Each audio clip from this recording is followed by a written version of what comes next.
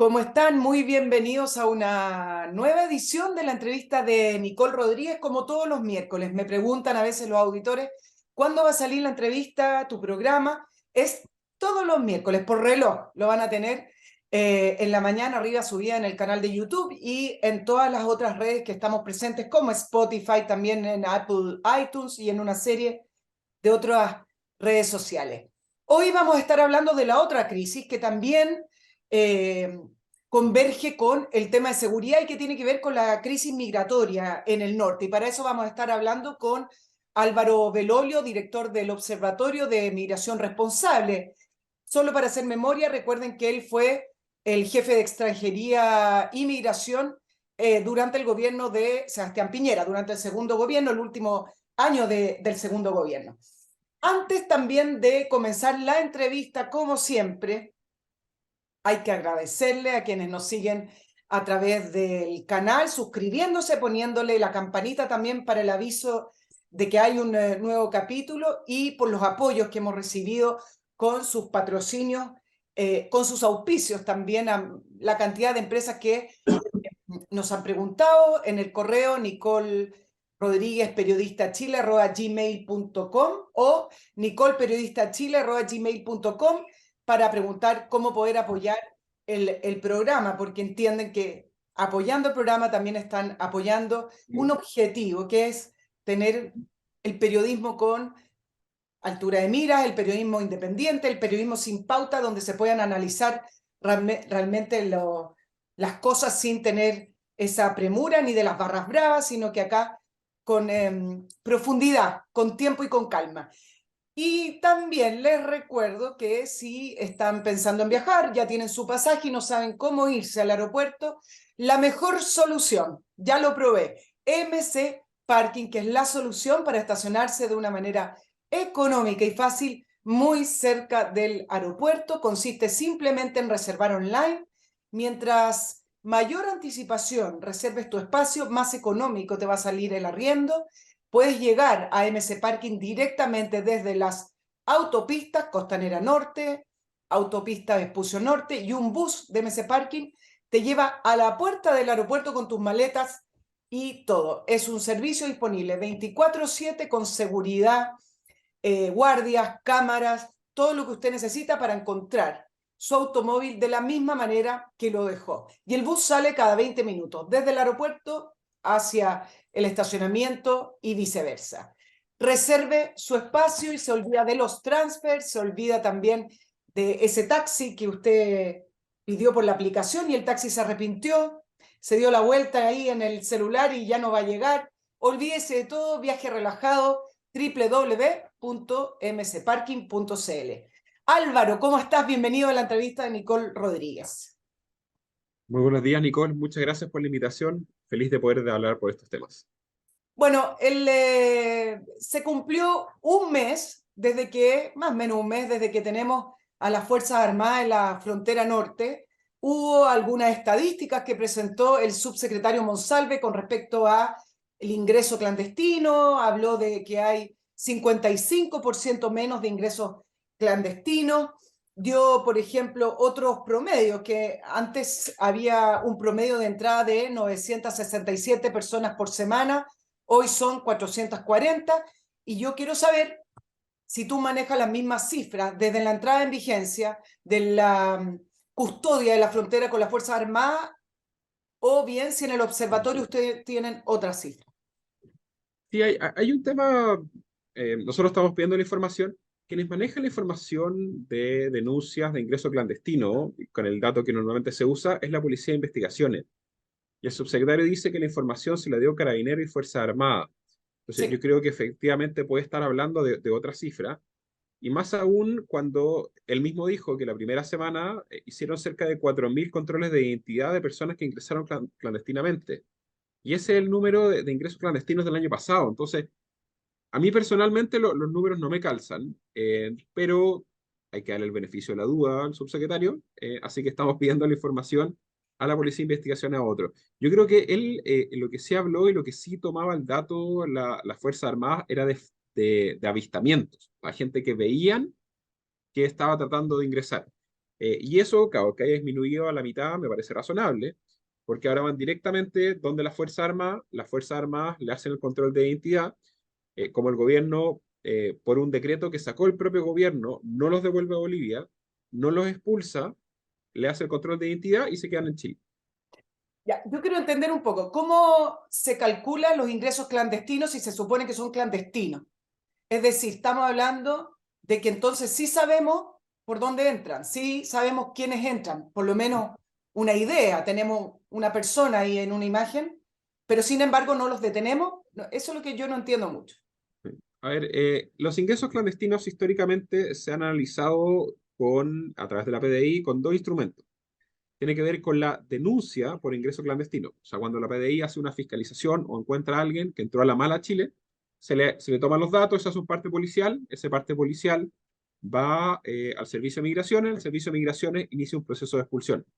Por ejemplo, el año 2022, la Policía de Investigaciones hizo 54.000 partes policiales y el Servicio de Migraciones inició 1.700 procesos de expulsión. Lo que yo opino es que deberían iniciar 54.000 procesos, pero esa es otra discusión. Entonces, esa es la denuncia. Y la autodenuncia es cuando el propio migrante, a través de la página web de la Policía de Investigaciones, él dice, yo entré ilegalmente a Chile, denme este comprobante u otro para iniciar ciertos procesos. Usualmente existe mucho proceso de autodenuncia por acceso a salud, a educación, a otro. Al menos nosotros cuando se hizo el proceso de regularización de clandestino en 2018, la gran mayoría ya tenía autodenuncia. Pero es cierto que puede existir un número, una cifra negra de extranjeros que ingresan clandestinamente y no hay denuncia o autodenuncia. Ya, yo no, esto tampoco lo entiendo, Álvaro. ¿Por qué ingresar clandestinamente no es quebrantar la ley? O sea, Y eso ocurrió también durante el gobierno de Sebastián Piñera.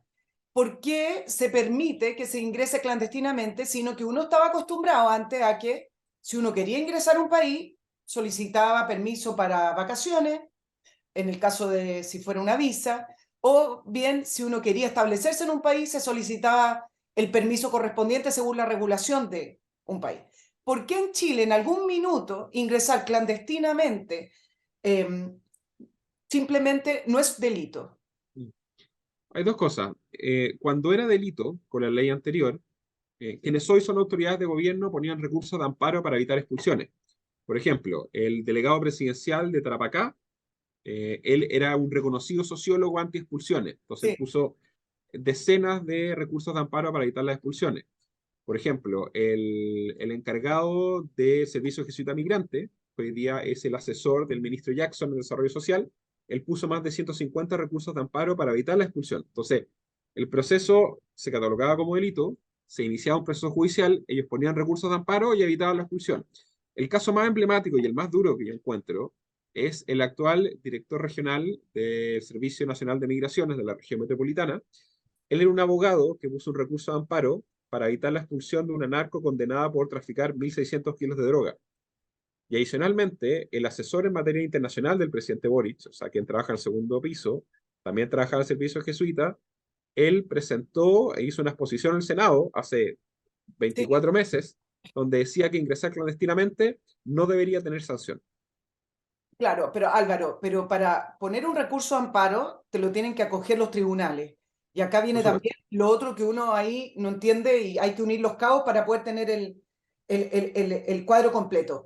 ¿Cuál es el sustento jurídico para poner recursos de amparo por una persona o un grupo o una masa de personas que ingresan de manera irregular, clandestinamente, para que además tribunales acoja ese recurso? Porque en los casos que tú me estás comentando, esas personas finalmente terminaron quedándose en Chile, es decir, tuvieron el apoyo de los tribunales. Entonces, ¿dónde está el sustento jurídico para decir estas personas no pueden ser expulsadas aunque hayan ingresado de manera clandestina o por pasos irregulares?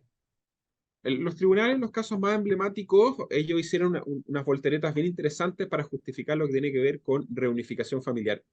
Por ejemplo, hubo un caso de un ciudadano colombiano, el cual fue arrestado y condenado por tráfico de droga y porte de municiones, y tenía un primo en Chile, un primo. Y la corte dijo, no, reunificación familiar.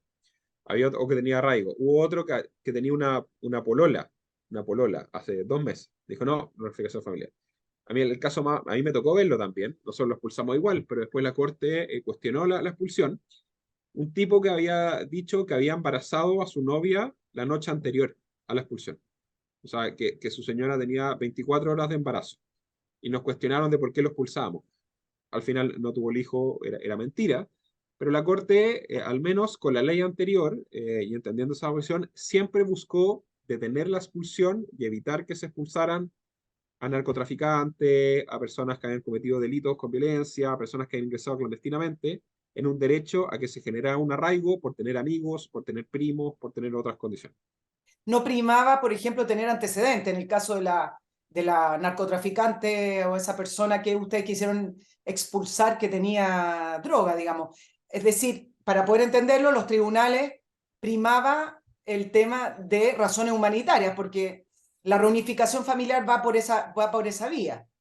Exactamente. O sea, ellos consideraban en la práctica que no había razón para realmente expulsar a alguien que ingresara clandestinamente, tuviera antecedentes penales, a menos que ya fuera demasiado evidente, y eso dificultó bastante el proceso.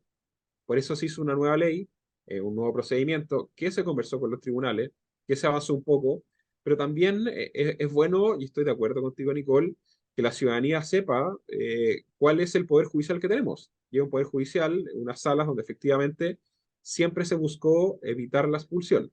Ya, y perdona que sea catete con este tema, pero es decir, los tribunales acogían estos recursos de amparo, pero en nuestra legislación, previo al cambio de la ley de migración que empezó a funcionar en marzo del 2022, pero previo a ese cambio, no primaba tampoco la legislación nacional en el sentido que entrar por pasos irregulares o de manera clandestina es un delito o eso no está explícito en nuestra legislación.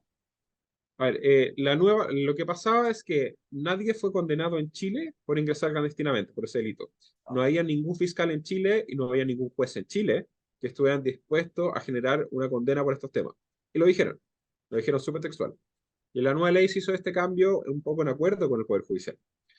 ¿No? Pero no tiene que ver el tema del delito en sí mismo, el proceso, sino efectivamente cuál es la sanción concreta. Y lo que ocurría y lo que sigue ocurriendo es que, por ejemplo, si tú te fijas, de los 54.000 ingresos clandestinos, iniciaron el proceso abrieron expediente a 1.700. De esos firmaron 900.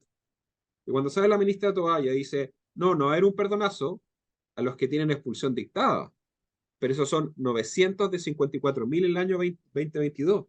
O sea, realmente, ¿cuál es el compromiso para una migración segura, ordenada y regular? O sea, al parecer, esta administración insiste en que ingresar clandestinamente no tiene consecuencia o no tiene sanción. ¿Y qué va a pasar con estas personas? Pues quedan en el limbo, lo van a regularizar o no. Finalmente están presionando y a través de la política migratoria han dicho que están viendo ciertas medidas de cómo darles visa a los clandestinos. Pero si tú te enfocas en darle visa a los clandestinos, finalmente, ¿cuál es el incentivo para pedir visa? Porque al final daría lo mismo pedir visa o no, sabiendo que la actual administración igual te va a dar una visa después. Álvaro, con respecto al resguardo de las Fuerzas Armadas, el gobierno fue muy reticente a eso y finalmente firmó el decreto y tuvo el apoyo también ahí del Congreso. Pero yo hace muchos años atrás, yo te puedo decir más de 10 o 15 o 20, en algunos reporteos que tuve que hacer en el norte, uno veía personal de las Fuerzas Armadas en algunos puestos fronterizos, unos puestos eh, muy pequeños, como muy precarios, digamos, con dos funcionarios, con unos gorros para el frío.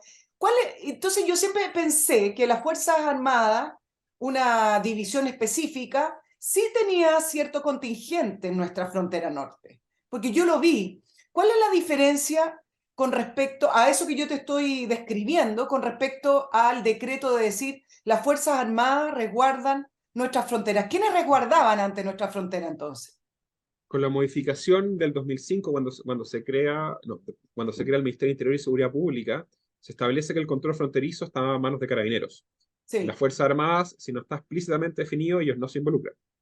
De hecho, el decreto 265 que les daba facultades era solo de colaboración. Las Fuerzas Armadas tampoco se involucraron. De hecho, ahora cuando les querían poner, también hubo ciertas críticas donde no se querían involucrar.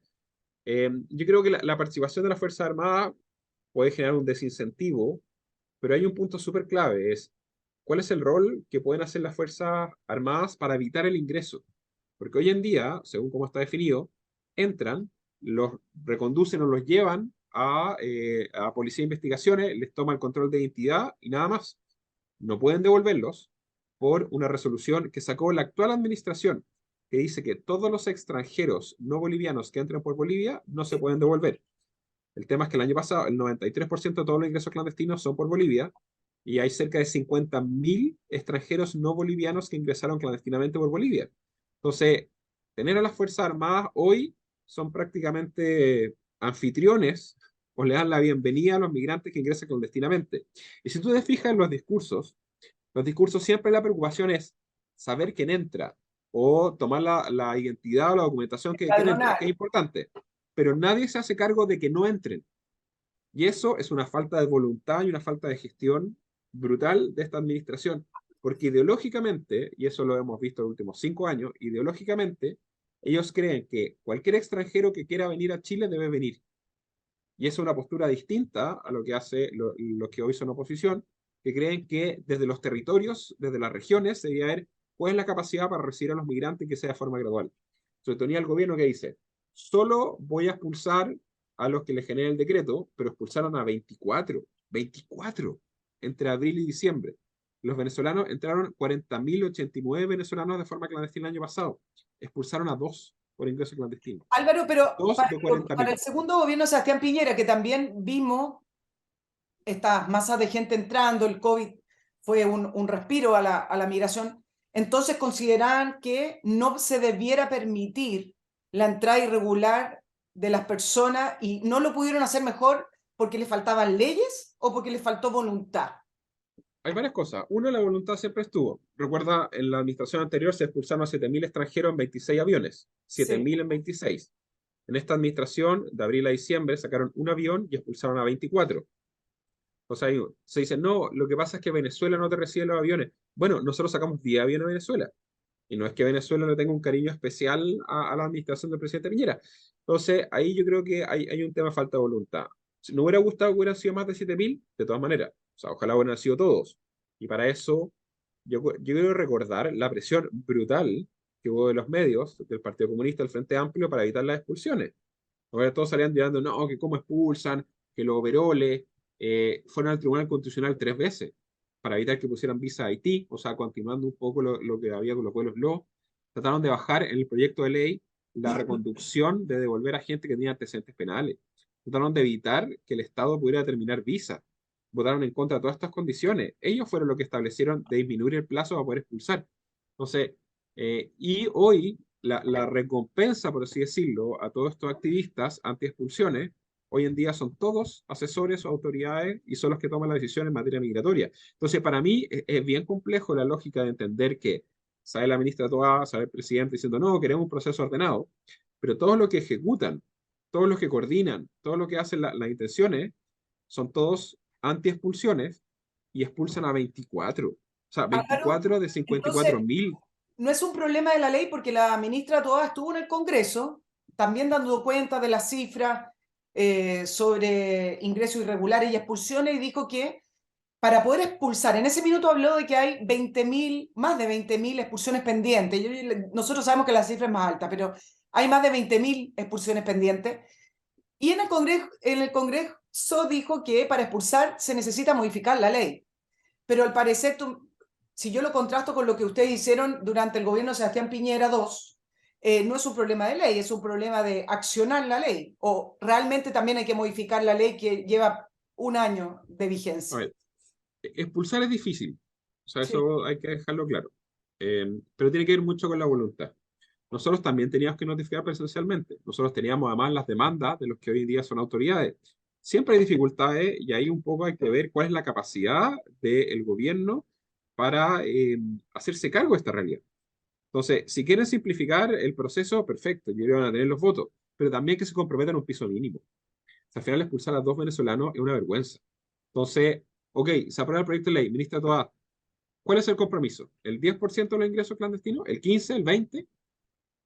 100, 200, porque ahora celebran, ¿sabes cuántos están expulsando este año? 8 al mes, 8 al mes. O sea, en todo el periodo de gobierno, la meta del gobierno, con el ritmo que van, son como 300 expulsados. Y 300 te entran en un día. Entonces, claramente, yo creo que acá son puras excusas. Dicen, oye, es que Venezuela no recibe los aviones. A nosotros los recibía. Es que es muy caro. Les dejamos 6 aviones financiados y no los ocuparon, porque expulsan de a uno. Se ocuparan aviones, el costo baja de 2,7 millones a 833.000. Tres, no, es que Bolivia no nos hace caso. Bueno, la reconducción se ocupó con Bolivia inicialmente. Cuatro, hay que notificar. Nosotros también notificamos presencialmente y expulsamos a 7.000 personas. Ellos llevaron 24 administrativos y como 700 judiciales. O sea, acá claramente yo veo que hay solo excusas del gobierno para no hacer el tema. Les van a aprobar la ley y claramente van a buscar una nueva excusa. Entonces, yo creo que acá hay una falta de voluntad y una falta de gestión para hacer un control efectivo del control fronterizo. Álvaro, con respecto a voy a volver al tema del ejército. He visto algunas imágenes que uno ve un capitán de ejército y uno ve despliegue militar mirando masas de personas un poco más lejos entrando a Chile. Y ahí es cuando uno se pregunta, bueno, no entiendo, no se entiende. Es decir, entonces el ejército está como para ejercer una función quizás disuasiva, de que la gente entienda que hoy día es un poquito más complejo, pero al final de cuentas, si vienen masas grandes o que son insistentes, van a poder ingresar. Esas son las atribuciones, simplemente tomar el control de identidad y dejarlos pasar, y después cuando los dejan pasar, ¿a dónde se van esos inmigrantes irregulares? No, cuando los dejan pasar, primero llegan a Tarapacá, Iquique, y después normalmente se vienen a la región metropolitana. Por eso uno ve los campamentos y los colapsos que hay en varias de las comunas. Eh, los militares, por el hecho, y ahí se estableció que solo pueden intervenir, por ejemplo, en el registro del control, si es que están cometiendo o creen que van a cometer algún delito. Entonces, se limitaron fuertemente las atribuciones de las Fuerzas Armadas. Personalmente, yo creo que para que fuera efectivo el control fronterizo por parte de Fuerzas Armadas, se les debería permitir devolverlos al país donde son residentes. La gran mayoría de estos extranjeros que ingresan clandestinamente son extranjeros que llevan meses o años viviendo en Perú, en Bolivia, en Colombia, en Ecuador. Por lo tanto, que las Fuerzas Armadas no solo le tomen el control de identidad cuando entran, sino que no los dejen entrar y los devuelvan, o les digan que vayan a la ciudad boliviana de donde estaban residiendo, sería una herramienta mucho más efectiva.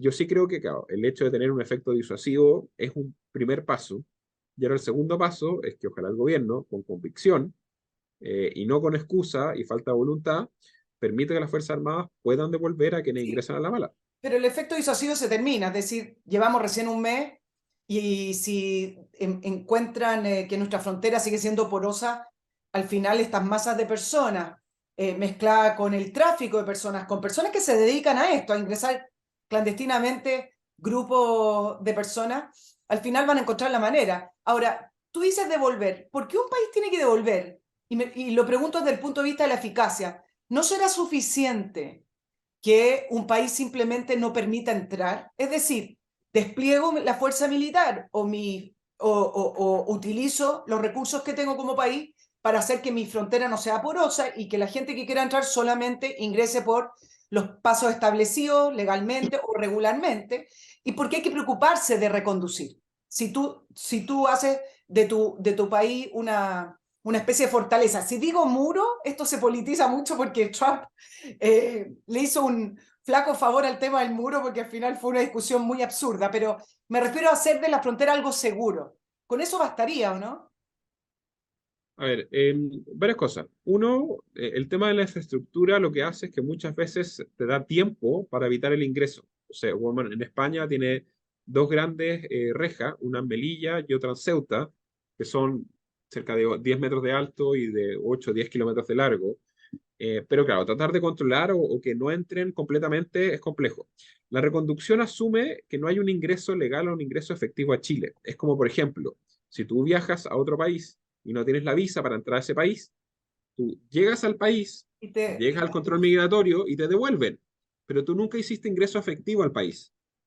En este caso es lo mismo. La reconducción lo que hace es que personas bolivianas que trataron de hacer egreso ilegal a Bolivia se les devuelve a Bolivia porque nunca hicieron un ingreso efectivo a Chile. Por eso sigue aplicándose la ley boliviana.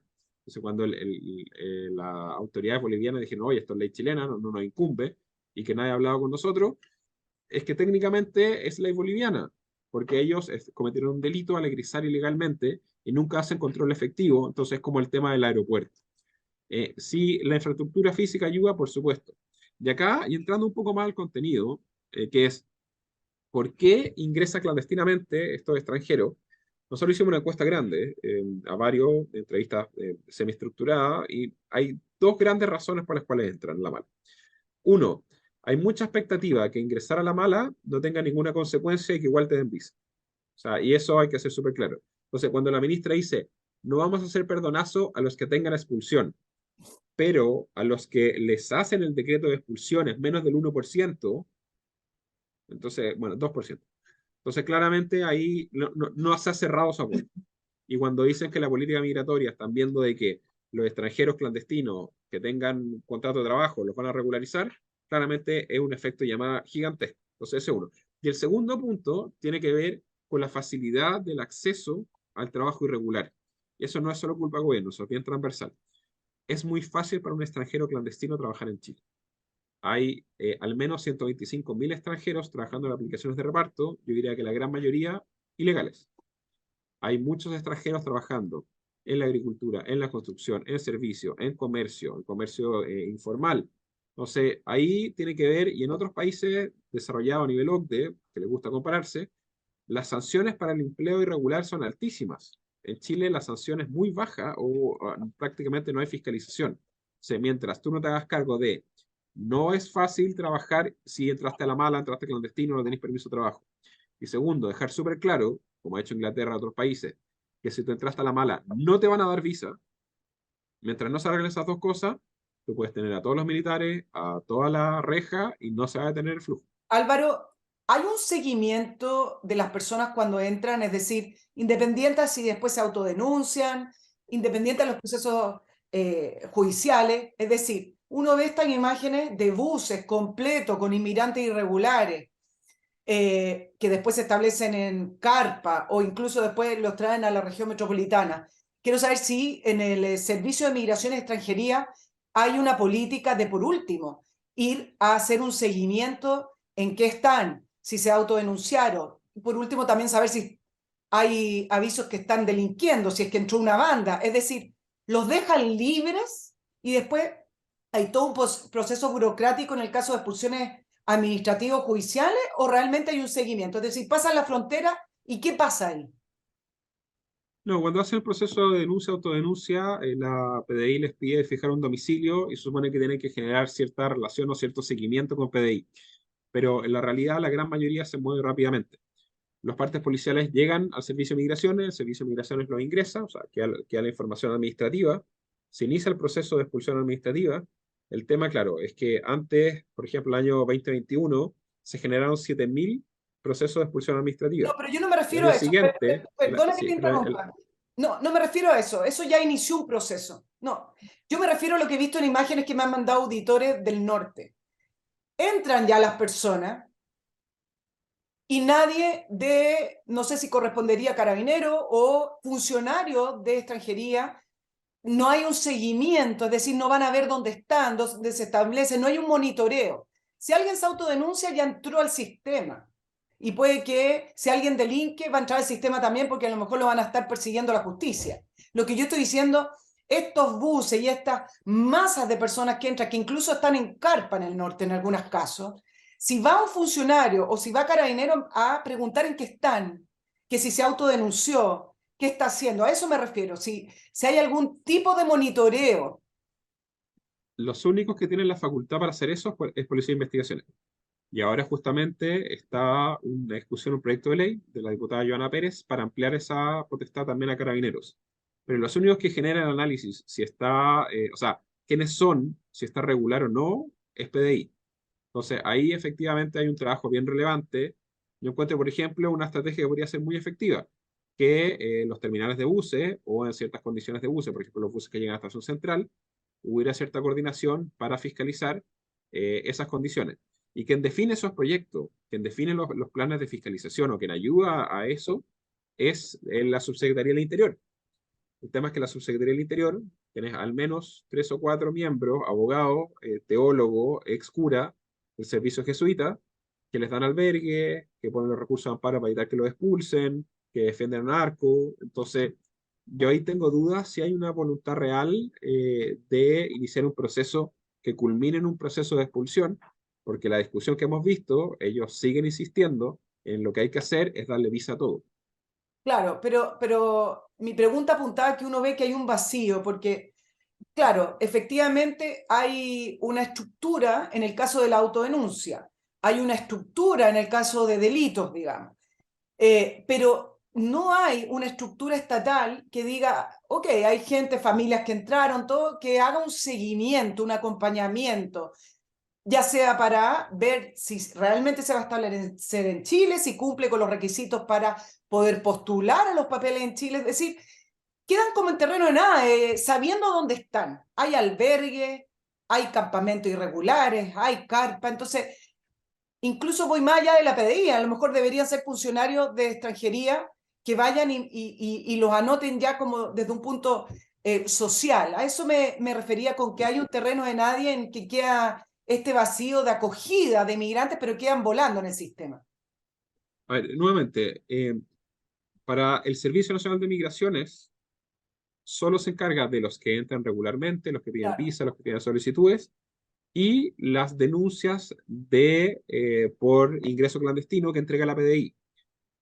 Los funcionarios del Servicio Nacional de Migraciones no tienen la facultad legal de andar en terreno preguntándole a los migrantes si son clandestinos o no.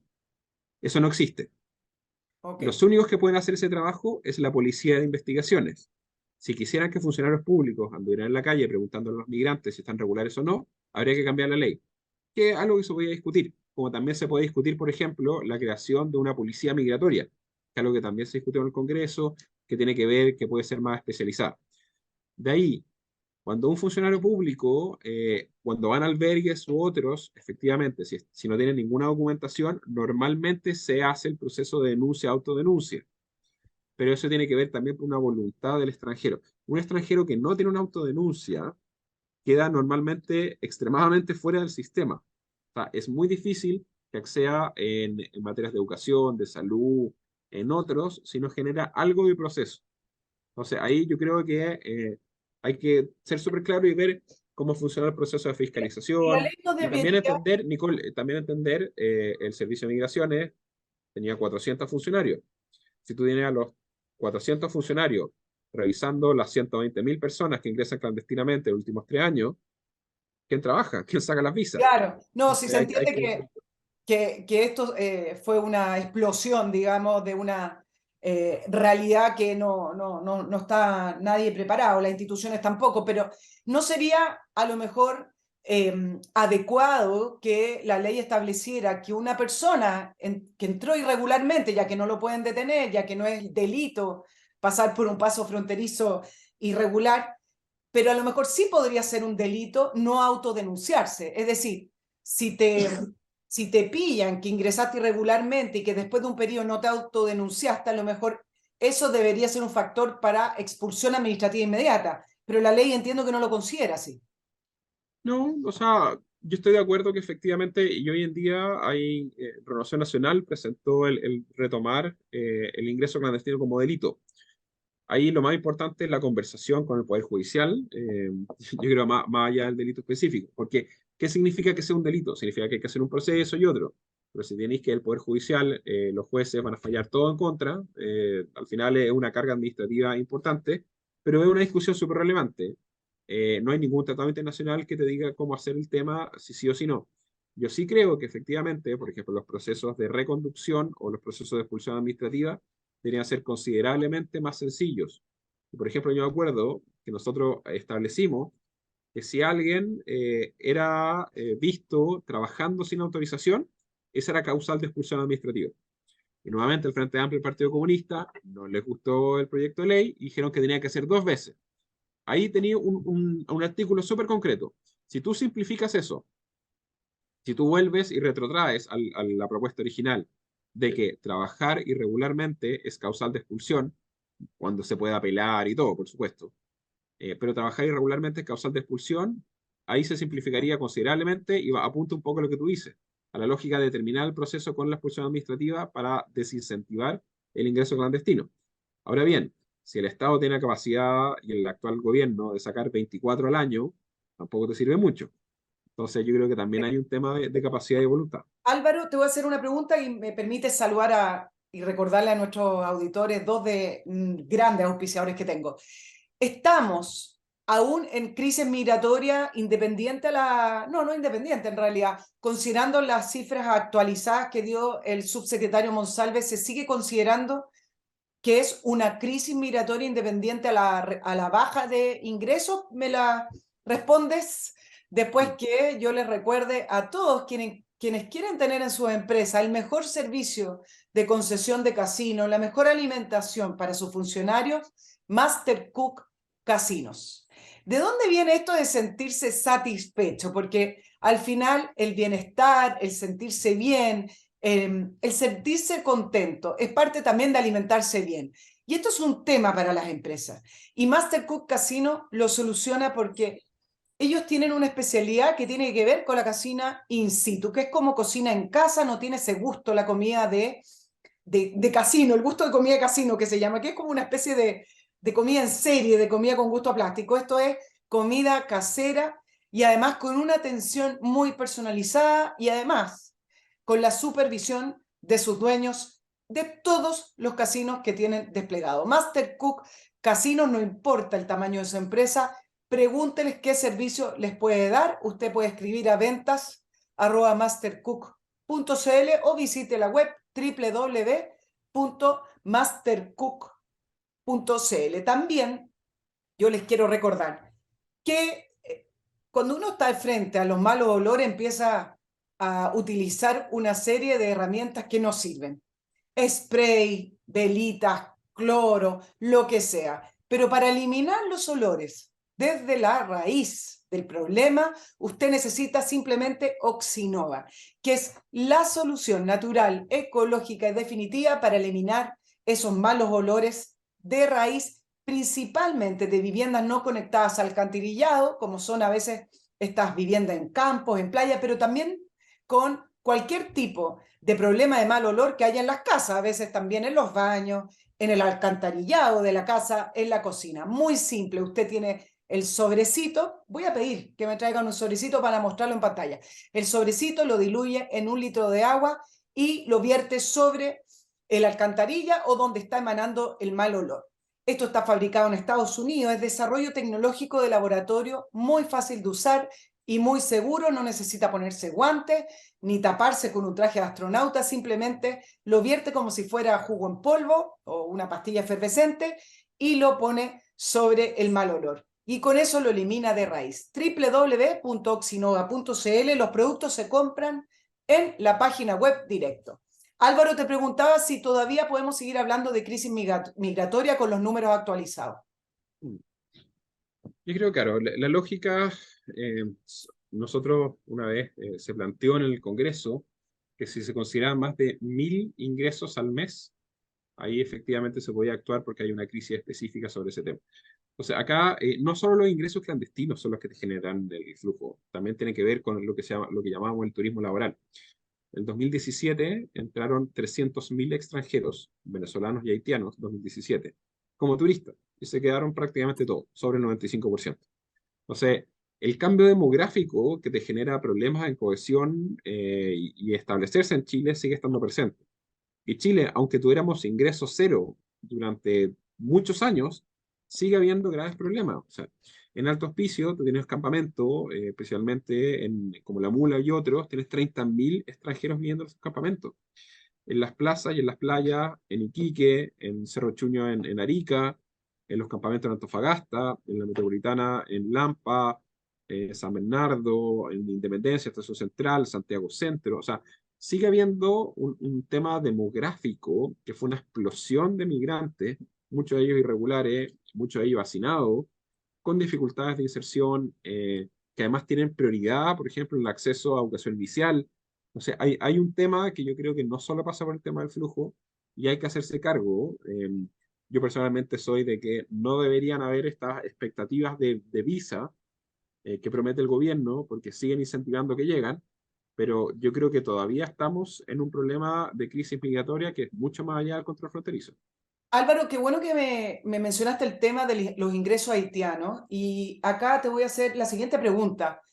¿Por qué durante el gobierno de Sebastián Piñera no se investigó profundamente cuál fue la raíz, cuál fue el origen de esos aviones que uno vio charter con ingresos haitianos, con una migración que yo diría curiosa, porque a veces la migración tiene que ver con salir de tu país como refugiado político, porque es un país fallido en el caso de Venezuela, bueno, Haití también, pero tiene que ver con la cercanía geográfica, es decir, se podría entender Bolivia-Perú, cercanía o el mismo idioma, español, el mismo clima a veces la gente escoge.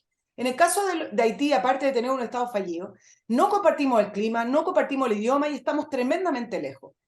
¿Por qué uno tiene la idea, y si estoy equivocada tú me lo dices, durante el gobierno de Sebastián Piñera no se investigó el origen de esos aviones o desde dónde venía el ingreso de estos haitianos? Sí, yo creo que algo importante entender, Nicole, el tema de los vuelos Lobo tuvo, creo que más de 11 querellas patrocinadas por el Ministerio del Interior, pero quienes investigan o quienes deciden esto, el Poder Judicial y la Fiscalía, no los gobiernos. O sea, acá no es como Argentina, donde el gobierno se cree también juez y parte. Entonces, se hicieron al menos 11 querellas, terminaron con culpables, se disolvió lo, hubieron personas acusadas de trata, de tráfico, y se terminó con el flujo. Ahora bien, si hay responsabilidades políticas, por supuesto, y ahí se preguntó y se vio el detalle, y ahí hubo diferencia entre lo que tenía el Ministerio Interior y lo que tenía las Relaciones Exteriores. Por ejemplo, Relaciones Exteriores pidió que se generara una visa ciudadano haitiano. El Ministerio Interior no tomó esa decisión porque ellos creían que, nuevamente, no había que limitar el ingreso de ciudadanos haitianos y otros, y ahí está la gente de migraciones, muchos de ellos que volvieron a estar en el gobierno. Entonces, la responsabilidad penal o criminal por el delito de estafa, de tráfico y otro, se presentaron las querellas y se llegó a un fallo y se llegaron a sanciones reales. Yo creo que es inexacto decir Sí, no se hizo nada, no se investigó. sí, es Ahora verdad. bien, claro, si tú dices, si hubiera salido el gobierno a tratar de llevar a opositores a la cárcel, ahí no me parece mucho en un proceso donde hay separación de poderes del Estado, pero sí fue bastante impresentable la indolencia con que actuó la administración, en este caso Bachelet 2, con respecto a la No, migración. Porque pero ahí ellos tengo una sabían. diferencia, Álvaro, perdona. Una cosa es que el propio Poder Ejecutivo persiga, pero otra cosa es que el gobierno, a través de los conductos regulares del Poder Judicial y Fiscalía, haga las acciones correspondientes y esté encima de un tema hasta que se llegue al final de la verdad. ¿Y por qué te digo? Yo creo que tú tienes razón y te voy a dar ahí el punto. No es que no se hizo nada, efectivamente, y los charters terminaron. Pero hay un eslabón que uno todavía no logra cuajar y que tiene que ver con que para que hayan ingresado las bandas o el crimen, si se quiere decir así, o los abusadores siempre funcionan. Y funcionan también cuando se les permite funcionar o también hay una colusión con alguna persona a cargo para que se permita aquello. Entonces, el eslabón que falta es decir, cómo esos charters y las personas que fueron a proceso judicial sabían que tenían asegurada la entrada. Y ahí es donde entramos aquí debe haber alguien que tenía el poder o algunos que tenían los poderes que le dijeron a estas personas, tráigamelo nomás porque yo los voy a dejar entrar. Ese eslabón, yo creo que la gente hoy todavía se lo pregunta. O sea, en general, los requisitos para entrar a Chile están definidos en la ley. En este caso era el decreto de ley 1094 y establecía que para un extranjero como ingresar como turista a Chile necesitaba tener la plata suficiente para mantenerse, necesitaba tener un pasaporte vigente y una carta de invitación y que le hagan análisis. Los charters de la aerolínea de LO que venían desde Haití llegaban con el sustento, con los sobres amarillos que tenían la plata y la mostraban en efectivo, tenían cartas de invitación y las invitaciones eran de estas mismas agencias de viaje u otro, y cumplían los requisitos legales. Efectivamente, cuando se hizo la investigación, qué pasaba y la sobreestadía, se hicieron dos cosas que solucionaban el tema. Uno, se empezó a pedir visado de turismo para que ellos pudieran demostrar allá cuál era su intención y hacer el análisis. Y nosotros pasamos de 16.000 ciudadanos haitianos, 16.000 al mes, 16.000 al mes, Es un... a 1.000 al año. O sea, claramente el cambio fue brutal, fue se cortó, porque justamente era un abuso y todo el mundo sabía que era una sobreestadía. También se cambió la ley para que la gente no pudiera entrar como turista para después cambiar su residencia a trabajador, por así decirlo. Entonces ahí se terminó con el turismo laboral y se generó el desincentivo. Entonces, se hizo lo que tiene que hacer un gobierno, cambiar la regulación, poner los antecedentes a disposición de la fiscalía, se generaron querellas, se generaron demandas, terminaron gente, empresas que quebraron y gente que terminó condenada. Entonces, yo creo que es bien relevante sobre eso. Y otra cosa son las responsabilidades políticas. En política pública, no tomar acciones es una política pública. Entonces, si esta gente sabía que llegaban 16.000 ciudadanos haitianos al mes y se quedaban todos en Chile, Exacto. ¿por qué no pusieron una visa de turismo? ¿Por qué no tomaron una decisión? Porque sí se hizo con República Dominicana antes. Y ahí es la lógica ideológica que tiene también la actual administración. Ellos no creen que se debe limitar el ingreso de un extranjero a Chile. O sea, ellos creen que todo extranjero que quiera venir a Chile se le debe permitir ingresar. Y eso es una diferencia importante, Sí, porque la gran mayoría de pero los países desarrollados cree que el ingreso tiene que estar condicionado a las capacidades de la región y las comunas recibirlo. estoy de acuerdo en la trama ideológica, pero déjame ser honesta, Álvaro. Yo creo que en el caso de los haitianos hay una trama que va más allá de lo ideológico y hay una trama que todavía o no se investigó bien o no se logra hallar el punto para poder decir, mira, acá está la conexión de estas personas con estas personas en ciertos cargos de poder. Yo creo que lo de Haití fue más allá de una trama ideológica. Ahora, ACNUR, ¿hay funcionarios o grupos de ACNUR, de la ONU, con respecto a ayudar a la inmigración hacia nuestro país? ¿Se han puesto en algunos momentos, desde que se iniciaron estas masas de personas entrando a Chile, a ayudar a que ingresen como lo hacen en Europa? ¿O ACNUR acá o ONG no están funcionando? No, acá en general la ONG, OIM, ACNUR, otro, ACNUR para ellos velan por la solicitud de refugio. O sea, ahí yo tengo diferencias con la lógica, yo soy muy de la lógica europea, de que un extranjero solo debe pedir refugio en el primer país democrático en el cual se encuentra. Entonces, si un ciudadano venezolano sale de Venezuela, llega a Colombia, ¿por qué no pide refugio en Colombia? ¿Por qué no pide refugio en Ecuador? ¿Por qué no pide refugio en Perú? ¿Por qué no pide refugio en Bolivia? O sea, 4 o 5 países antes de llegar a Chile. Y ACNUR no tiene esa visión. Para ACNUR, cualquier extranjero que tenga una necesidad puede pedir refugio. Entonces, ellos actúan bajo esa lógica en ese sentido. Y sobre si hay ayuda a organizaciones, bueno, efectivamente en Chile los que más incentivaban el ingreso y la no expulsión eran usualmente organizaciones ligadas a la iglesia, ligadas a los jesuitas, algunas universidades también ligadas a los jesuitas, y todas ligadas al Partido Comunista del Frente Amplio. O sea, gran parte, esas eran las organizaciones que incentivaban una migración descontrolada, y tiene que ver nuevamente con esta lógica bien ideológica. ¿Debe un país poner restricciones o hacer un proceso gradual o debe aceptar a todos los que incluso cumplan la ley o incluso no la cumplan? Y preguntémonos algo más de fondo, Álvaro. ¿Por qué desde la izquierda ideológicamente se apoya este ingreso masivo de migración? ¿Qué es lo que ganan con eso? Porque la izquierda tiene, bueno, en realidad la política en general se basa en proyectos, se basa en objetivos. ¿Qué ganarían desde el punto de vista de su propio proyecto que ingresen estas masas de personas de manera irregular? Bienvenido todos, el que quiera entrar que pase. ¿Por qué apoyan eso? Yo creo que son por 2 razones. Uno, existe mucho este concepto que se llama el buenismo.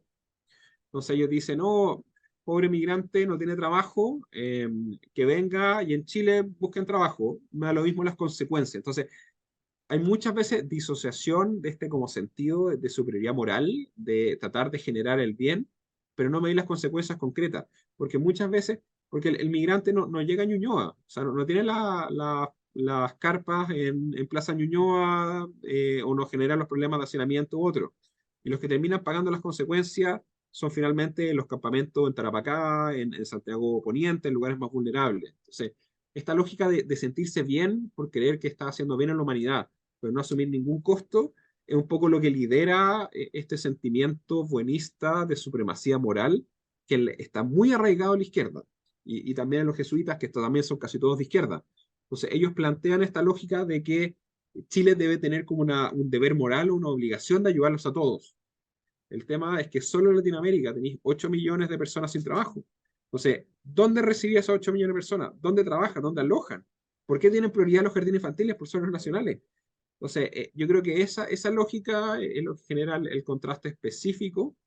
Y también lo segundo, que me pasó de algunas autoridades, especialmente organismos internacionales, que ellos están en la lógica de que cuando una sociedad o un país elige a un gobernante de izquierda que no es democrático, todos los representantes de ese país tienen como una especie de inmunidad en los otros países.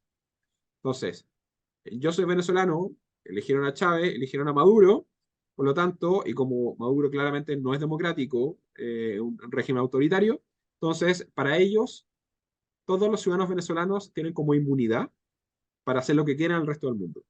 Y eso, especialmente en organizaciones de derechos humanos, organizaciones internacionales, está mucho en esa lógica de que te genera una inmunidad el venir de un país de una izquierda autoritaria. Dos cosas con respecto a la inseguridad y el orden público y la violencia en nuestro país. ¿Cuánto atribuyes tú el alza de la violencia, el alza de homicidio y todas las cifras con respecto a la delincuencia? ¿Cuánto se lo atribuyes tú a la situación de inmigración irregular? Yo eso lo voy a hacer con un dato súper concreto. La cantidad de migrantes que hay en Chile es cerca de 1,5 millones. Eso representa como el 7,5, 7,8% de la población. Los extranjeros privados de libertad representan casi el 12%. O sea, la población extranjera en la cárcel es mucho más que la población extranjera con respecto a la sociedad chilena. En Tarapacá es el 45%. 45%. Y los delitos o las personas que han sido privadas de libertad extranjeras en los últimos 12 meses prácticamente se duplicó. O sea, y tiene que ver nuevamente por esta lógica de impunidad o inmunidad que algunos quieren darle a los extranjeros. O sea, si un extranjero sabe que si ingresa clandestinamente no te van a expulsar, si sabe que si traficaste 1.600 kilos de droga, el director regional y las autoridades de gobierno ponían recursos amparos para evitar que te expulsaran. Si saben que efectivamente, si tú fuiste condenado por porte de munición y tráfico de drogas, pero algunos jueces creen que por tener un primo no te van a expulsar, el nivel de impunidad que hay con respecto al crimen de ciudadanos extranjeros es altísimo. Y también tiene que ver con bandas transnacionales, de crimen organizado, tiene que ver con la costumbre, con los niveles de violencia. Entonces yo creo que acá el tema es bastante preocupante. Y la cantidad de columnas y defensas que hicieron académicos desde Londres o desde Ñuñoa diciendo que daba lo mismo. No, si acá la política más efectiva en materia de cohesión e integración de extranjeros es que extranjero que comete un delito va a cumplir su pena completa en su país de origen. Y ellos decían que no, que daba lo mismo y minimizaban el tema. Y finalmente esto también te pasa en otros países. No sé si conoces el caso de Suecia.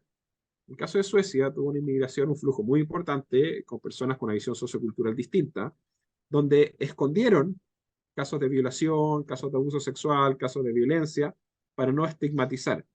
Y generaron finalmente el efecto contrario. En Chile también se genera un poco. Los que cometen delitos son pocos, pero yo debería tener tolerancia cero con esos problemas, porque la cantidad de extranjeros que cometen delitos en Chile debería ser cero, Exacto. no 12%, cero. Exacto. Álvaro, dos preguntitas para terminar, pero se me va el programa y tengo muchos temas. Algo que yo no sé si te han preguntado alguna vez y a lo mejor no manejan la cifra. ¿Tú tienes estadística de cuántos extranjeros detenidos participaron en octubre del año 2019 en el llamado estallido social? Se hizo un análisis, se preguntó a PDI, a otro, pero no había una correlación directa. En general, los extranjeros que estaban involucrados eran más en delitos como el saqueo que en otro, pero nosotros enviamos toda la información que nos preguntaron a la ANI, a Policía de Investigaciones y a otros. Y acerca del tráfico de personas, se habla mucho del narcotráfico y tal persona detenida en el norte por narcotráfico, hallazgo de drogas junto con armas, pero para que vengan estas masas de personas, alguien tiene que organizar y generalmente vienen estos grupos con bandas de personas que les hacen el recorrido, que les cobran plata. El tráfico de personas es uno del crimen organizado que está en la lista más arriba de cantidad de importancia en el mundo. Es decir, creo que el tráfico de personas está en segundo lugar, si mal no me equivoco, dentro del número de crimen organizado.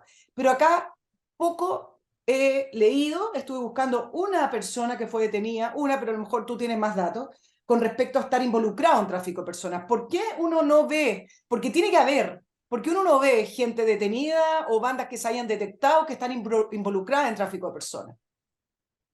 No, ahí se han generado varias condenas. Solo agregar un punto. Dos funcionarios del actual Ministerio del Interior, o sea, bajo la gestión de la ministra Carolina Toá y el subsecretario Monsalve, dos funcionarios en Colchane han sido arrestados por traficar personas. O sea, funcionarios del propio gobierno han sido arrestados facilitando el ingreso irregular de extranjeros en la figura de tráfico de personas. O sea, esto es gravísimo y la repercusión que ha tenido ha sido muy baja. Muy O sea, baja. prácticamente nadie ha asumido el costo. Y el jefe de todo ello, o el responsable político, que es el delegado presidencial, era un sociólogo anti-expulsiones que apuntaba a esto. Entonces, es muy extraña la situación. El tema del tráfico, todos hablan, pero tiene que haber condenas específicas, ejemplificadoras. El gran problema que hay es que son con distintas legislaciones. Entonces, usualmente tenía el coyote que te lleva hasta la frontera con Bolivia, ellos cruzan, y el coyote que te entra. Y también están en las actuales autoridades que defendían muchas veces el ingreso clandestino como un mecanismo válido para ingresar. La ley estableció, y de hecho se planificó una nueva reforma donde subía las sanciones a quienes participaban no solo por motivos económicos en tráfico de personas, también hay motivos ideológicos. O sea, claramente, gran parte de los activistas que hoy en día asesoran al gobierno, en su minuto, estuvieron o justificaron el tráfico de personas. Yo creo que eso también es un tema bien complejo. Es súper eh, complejo y grave, por lo demás. y las autoridades están ahí, asesorando en el segundo piso, en desarrollo social, en interior, tomando decisiones. Y hace pocos meses, efectivamente, defendían el ingreso clandestino y generaban los incentivos incorrectos. Yo estoy de acuerdo también, la tolerancia cero, no solo con los coyotes, los traficantes, sino también con quienes defienden el tráfico de personas y a quienes defienden las razones del ingreso clandestino. En otros países las sanciones son altísimas. Súper Y alta. acá, o sea, tenía autoridades que dicen que expulsar viola los derechos humanos, cosa que es falso. Dicen que no debería haber frontera, quería una gran sociedad latinoamericana, y miran mucho al modelo boliviano, porque los migrantes no se quedan en Bolivia, porque nadie quiere vivir en Bolivia, los migrantes, porque saben que en Chile van a tener muchas más oportunidades. Yo creo que eso es bien relevante. Álvaro, última pregunta. Tú trabajaste como jefe de extranjería y migración, pero además fuiste director del Observatorio de la Migración Responsable actualmente, pero también trabajaste en la OCDE, en el grupo de trabajo sobre migración. Y acá viene una pregunta más global, porque ¿qué se hace con esta masa de personas cuando quieren entrar a un país, en el caso de Chile o en los casos que uno ve en Europa con las grandes crisis migratorias? Porque uno dice, no, no las dejes entrar. Ok, no las dejas entrar. ¿Dónde dejas a esas personas? Simplemente tú cierras tu frontera, porque al final Europa ha tratado de experimentar o proponer distintas soluciones. Primero las cuotas, que me parece que no han funcionado muy bien, y al final, en una de las últimas grandes crisis, le pidieron a Turquía que recibiera estas masas de personas y terminaron en un centro que le parecía un centro de detención. Le llamaban centro de refugiados, centros intermedios, a la espera de que los recibiera otros países. Es muy difícil lidiar con estas masas gigantes de personas que quieren entrar a países. ¿Cuál es la solución de esto? O sea, si tuviera la solución, lo hubiera implementado. No, me Pero, imagino, pero tú tuviste una pero discusión a en nivel la global son varias OCDE, cosas. a eso me Sí, refiero, que es un tema hay, global. hay que generar un incentivo hacia la migración regular. Y eso tiene que ver con enfrentar las causas que generan la migración irregular. Mientras, por ejemplo, tú tienes que en Venezuela el sueldo mínimo son $5 y en Chile, trabajando en una aplicación de reparto, tú ganas $800 al mes, eso te genera un incentivo brutal para venirse en cualquier condición. O sea, primero uno tiene que ser muy duro en el tema del trabajo irregular y otro. En el caso de Europa, lo que se hace principalmente es que trata acá de fortalecer o apoyar a los países que están justo en la frontera o que reciben. Porque el caso de Europa es bien complejo, porque dado que los migrantes solo pueden pedir refugio al primer país que llegan, los países que están más lejos, principalmente de la frontera con África o de la frontera de los países que tienen más necesidades, que tienen menores ingresos, siempre opinan porque a ellos no les llega la migración. Pero uno ve el caso de Italia, por ejemplo, y ahora que está de presidenta Meloni, Meloni dijo, oye, ¿sabéis que acá la ONG que trasladan a los migrantes de África a Italia también tiene un rol específico y también tomó medidas muy duras contra ellos? De hecho, le empezó a quitar los barcos a los que no Exacto. cumplían con la ley. Entonces, lo mismo te pasa con Malta, lo mismo te pasa con Francia, lo mismo te pasa, claro, con Turquía, con Grecia. Ahora bien, lo que hay que ver es cómo incentivar efectivamente que la fuga o el movimiento, porque los movimientos migratorios siempre han ocurrido, bajo qué condiciones se dan, cómo uno les puede dar la gradualidad, pero también manejar las expectativas. Y nuevamente, en Chile, mientras exista la expectativa de que igual te van a dar una visa, de que no hay sanción por ingresar a la mala y que tú vas a poder trabajar aún habiendo entrado ilegalmente, mientras tú no cambies esas tres cosas, va a ser imposible parar el flujo. Y eso es un poco lo que ha trabajado Europa. Europa ha ido, no sé si has visto las últimas declaraciones que dieron en Gran Bretaña. En Gran Bretaña fueron muy duros y dijeron, si tú entras a la mala, tú nunca vas a tener un beneficio en Chile. O sea, en Exacto. Gran Bretaña. Entrar a la Siempre mala debería ser un desincentivo. ¿Desde cuándo que migrar es un derecho absoluto? no lo es. No lo es, pero ¿por qué las poblaciones ya lo incorporaron como tal? Es decir, no estoy bien en mi país o estoy en un país con una dictadura, como en el caso de Venezuela, y no le queda otra alternativa que emigrar, pero antiguamente, Álvaro, antiguamente me refiero a hace 40, 50 años atrás, no existía esa percepción en la ciudadanía de decir, voy a migrar sí o sí. Yo sé que hay otros factores, ¿no? Esto es un análisis muy simple, la tecnología ayuda, hoy el mundo es globalizado, uno se siente conectado con un país que está súper lejos, etcétera. Pero me parece que hay una idea incorporada en las poblaciones o en las personas de decir, no me gusta cómo está mi país, no me gusta mi situación, me voy. ¿Cuándo empezó a surgir eso? O sea, el flujo migratorio se estableció con mucha presión en esta lógica de que cualquiera hay que recibir, cuando se empezaron a establecer ciertas condiciones de que cualquier vulnerabilidad era una condición para que otro país te recibiera. Es, Entonces se confundió la migración económica o no tener trabajo con una violación a los derechos humanos o una situación de refugio. Cuando se empezaron a confundir esas cosas y se empezó a mal utilizar la figura de refugio, se empezó a chacrear un poco esta lógica de que todos los países tienen la obligación de recibirnos. Toda esa lógica de que los otros países te deben algo es muy compleja. Y eso también nos pasó. O sea, los mismos que defendían que los venezolanos tenían la práctica de inmunidad, también definía como que los otros países del continente le debían algo a los ciudadanos venezolanos. Y eso también fue bastante complejo. O sea, uno también, ¿cuál es la expectativa, la calidad de vida que uno les puede ofrecer? ¿Bajo qué condiciones? Y también entender que hay capacidades limitadas para ofrecerles en temas de salud, educación y otros. Nosotros hemos tenido esta discusión en el Senado muchas veces, hace muy poco, y nosotros le decíamos, y está el director de migraciones, otro, decía, no creemos que deberían priorizarse a los extranjeros por sobre los nacionales en el acceso a servicios. Él dice, no, si el problema no es limitar el acceso a los migrantes, sino ampliar la cobertura. Perfecto. ¿Dónde están los jardines infantiles, las comisarías, las plazas y los hospitales en Alto Hospicio? exacto. Porque crecieron 30.000 personas en 2 años. Entonces, ¿dónde están esos en Arica, en Lampa, en San Antonio, en San Bernardo, donde tenéis graves problemas de narcotráfico, de poblaciones y otros? Entonces, ahí choca la realidad con el discurso. O sea, el discurso buenista que se vengan todos choca mucho en esa línea. No, Y ojo, lo que dicen los convenios internacionales sobre el derecho a migrar, por así decirlo, es que un nacional tiene derecho a entrar y salir de su país. Un extranjero tiene derecho a moverse libremente por un país, pero no existe el derecho a que yo pueda ingresar a cualquier país. Eso no existe. Entonces, eso es súper claro, la lógica de no confundir la libre circulación con un derecho a migrar absoluto. Y estaba pensado para que, por ejemplo, dictaduras como Corea del Norte o Cuba sí permitieran que tú salieras de tu país, cosa que no hacen.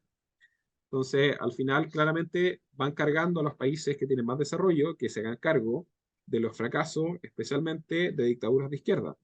Y yo creo que eso claramente no corresponde y es una definición que debe hacerse desde las regiones, desde las comunas y desde las personas. Claro, y solo una reflexión para terminar. Yo creo que al final, además, las dictaduras encontraron una solución magnífica a perpetuarse en el poder, que es decir, los que no me quieran, no les gusta cómo está el país, váyanse, y los que pueden se van. En el caso de los venezolanos son 7 millones fuera de Venezuela. Entonces, lo que podría ser un factor de cambio, una posibilidad, un factor de cambio interno, de presión interno, termina estando en la diáspora dividido esta masa de venezolanos que al final podrían ser una presión para la dictadura de Maduro. Y lo mismo en Cuba, porque hoy actualmente es más fácil salir de Cuba que en los años 60, pero el problema es que a los cubanos no los reciben en todas partes. No, ahí hay que tomar decisiones, pero finalmente, nuevamente, la responsabilidad del buenismo, la responsabilidad de las dictaduras de izquierda y otros, al final son los ciudadanos de los países más desarrollados, los que han sido más responsables, los que han sido más seguros, los que terminan haciendo cargo. Y yo creo que eso no corresponde. Entonces, también nuevamente, cuando el gobierno insiste, ¿no?, que tenemos que generar relaciones latinoamericanas y hacernos cargo de Bolivia y de los desórdenes en Perú y las crisis económicas en Argentina, yo no estoy seguro si Chile está en condiciones de hacerse cargo de todo eso. Entonces, también yo creo que hay que ver cuál es la realidad del país, cuáles son las capacidades y terminar con la lógica de, oye, Chile recibe todo, porque no se puede, lamentablemente. La migración es una tremenda oportunidad, pero hay que saber gestionarla.